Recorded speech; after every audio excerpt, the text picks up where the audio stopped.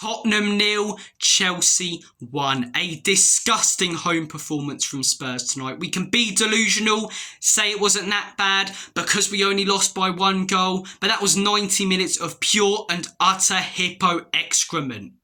Every single one of those players was nowhere near good enough. Every single one of them. When we were trying to play out from the back, doing the same thing over and over again. A couple of passes between the centre halves. We play it wide to the fullback, who plays it to the winger, who's had to drop deep with their back to goal, who are doubled up on. And because there's no attacking midfielder or no player that can drive with a football that they can lay it off to, they're forced to look back again, and then we go long or have the ball nicked off us. The same thing happening over and over again. There's no player in that midfield that can drive with the ball. There's no player in that midfield that can create at the moment. Hence, we had an XG of 0.05. 0.05. That is disgraceful at home. And it's why we perform better away from home, because we're allowed to sit off the opposition and they invite us, to attack them with more space because they've committed more players forward. At home, when we have to take the initiative, when the opposition are a little bit more cautious without the ball, we don't know how to break them down. We do not know how to break them down. I think when Kulusevski comes back, he'll be a huge addition. Maddison as well, but Kulusevski, a player like that, changes the game today. He really does. But every single one of those players could have done better despite doing the same thing over and over again. Mohamed Kudus, I get that he's got 3 players on him a lot of the time, but he had 2 or 3 players on him in the first few games of the season. He was shoving them off. He looked full of life. For a few games in a row now, he hasn't been good enough. On the other side, Xavi Simons brought on early. I'm willing to give this guy some time, but that time is very quickly running out. I need to see something there. And if I'm going to look at Odobert and tell and say I don't see anything, why am I not doing the same with Xavi Simons? Because he did better previously at where he was. Odobert did good at Burnley. Tell did well at Bayern Munich. They both joined Spurs, were awful, so I wrote them off. So it will be a matter of time before I write Simons off as well. That 60 million price tag isn't his fault. But I am expecting something. I need to see something. And at the minute, I don't see it. He gets shoved off the ball. The pace and physicality of the league, it's just not suiting him at all. He's got nowhere near as much time on the ball. And just the amount of poor passes and sloppy touches, just not good enough. Muani, literally no service. Paulinho did what he was supposed to do. Apart from those 2 players, the rest of the team poor. Van der Ven's passing, awful. Spence's control, awful. Porro's passing and crossing, awful. Danzo with the ball at his feet and when the ball's on the floor, awful. Great in the air, but apart from that, awful.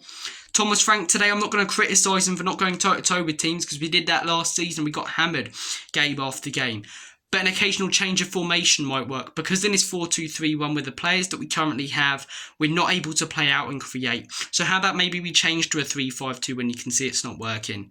If I'm going to criticise Ange for a lot of these things, I can't not criticise Frank. Despite the fact that a lot of these problems in this current team were caused by Ange Postecoglou and Levy and everything that's happened over the last couple of years, there are still certain things he can do in games that he hasn't. And today probably his worst game as manager.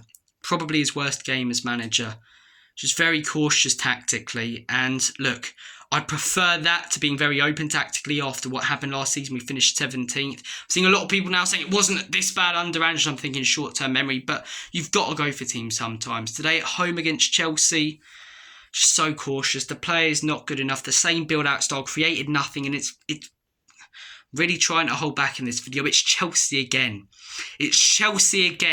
Every time we come up against them scumbags at home, they get one over us.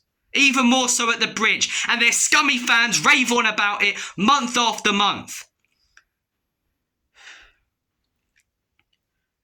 Bollocks!